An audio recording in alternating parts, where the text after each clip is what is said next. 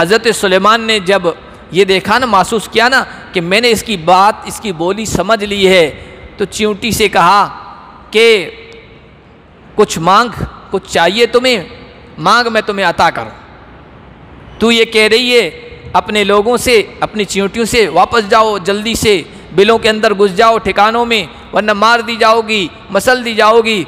तुझे कुछ चाहिए तो बता, अल्लाह ने मुझे इतनी हुकूमत दी है, जिन्नात पर मेरी हुकूमत, सब चीज़ों पर मेरी हुकूमत, कुछ चाहिए?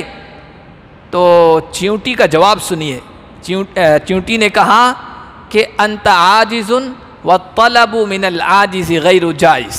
आप आजिज़ हैं, आप बेबस हैं। होगी हुकूमत आपकी जिन्नात पर, लेकिन फिर भी आजिज़ हैं। होगी हुकूमत इंसान पर, लेकिन फिर भी आजिज़ हैं।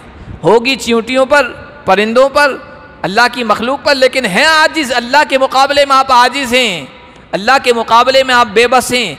आजिज़ से मांगना जायज़ नहीं है, मांगा उससे जाए जो अला कुल्ल शैइन कदीर है, हर चीज़ पर कुदरत रखने वाला है, बस उसी से मांगा जाए।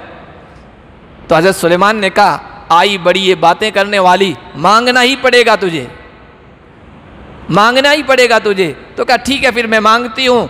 उतलुब फी रिज़्क़ी व ज़िद फी रिज़्क़ी व ज़िद फी उमरी। अगर देना है तो फिर ऐसा करे सुलेमान, अल्लाह ने जो मेरे नसीब में रोज़ी लिख दी है उसमें कुछ इजाफ़ा कर दे, और मेरी जितनी उम्र लिख दी है उसमें इजाफ़ा कर दे, मेरी उम्र की दौड़ को थोड़ा लंबा कर दे। तो हज़रत सुलेमान कहने लगे, ये तो मैं नहीं कर सकता, ये दोनों चीज़ अल्लाह की ही बस में है। तो कहा, फिर मैंने कहा ना, अंता आजिज़, आप आजिज़ हैं, अला कुल्ल शैइन कदीर तो सिर्फ अल्लाह है।